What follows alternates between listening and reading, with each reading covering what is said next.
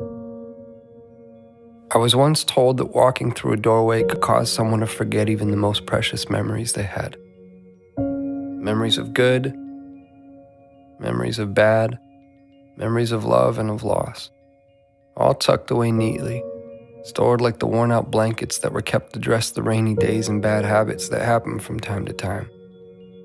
Or what it felt like to rest your head on a friend's shoulder that still carries with it the creases from where you last placed your heart. Just like that. Gone within a single step.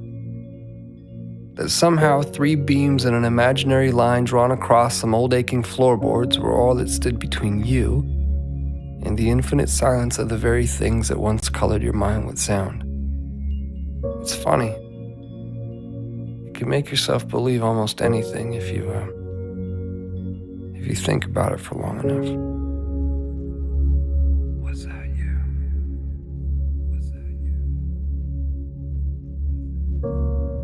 I was once told that the love I felt beating inside my chest was nothing more than my mind playing an unfair trick on my heart. And like a pair of dice dancing along the uneven pavement, their fate, much like yours or mine, had already been decided.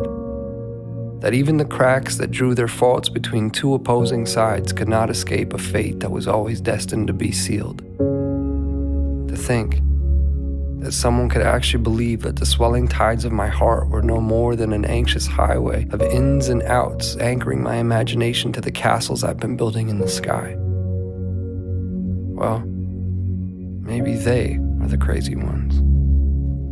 Then again, I have been known to misplace my hope in the way things fall.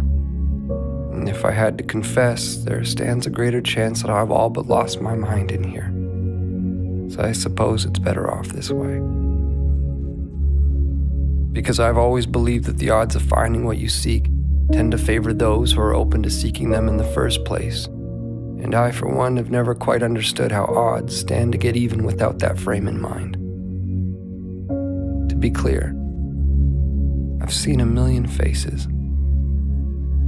I've seen a million different faces, each one mirroring that of your own. And still, none of them have felt like home to me. None of them have felt like you. So here we are. And I can vaguely and strangely trace your outline. I can remember what it felt like to hold you. I can remember what it was like to stare blindly into your eyes for what felt like an eternity. How could I forget that? I could never forget that. I could never forget you.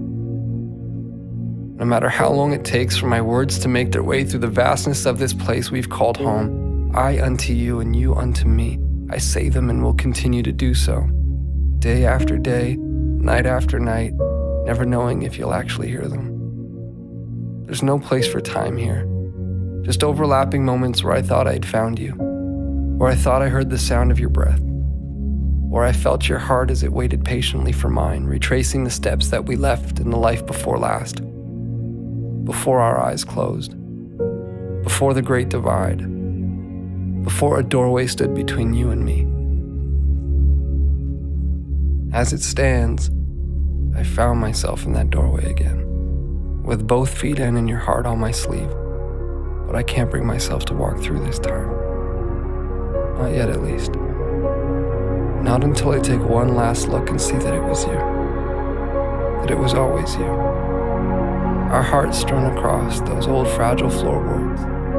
The silhouettes of each and every one of our memories playing out like a story that we both know we've seen before. I remember now. This was where I first found you. Beyond those closed doors, I will find you again. My love, I will find you again.